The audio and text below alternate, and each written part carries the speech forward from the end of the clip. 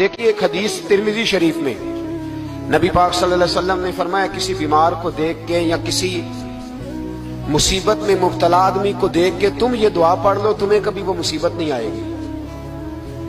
कैसी खूबसूरत दुआ है। किसी मुसीबत ज़दा को, बीमार को देख के पढ़ो, तुम्हें कभी वो मुसीबत, अल्हम्दुलिल्लाहिल्लज़ी आफानी मिम्मब्तलाका बिही वफद्दलनी अला कसीरिन मिम्मन खलक तफदीला।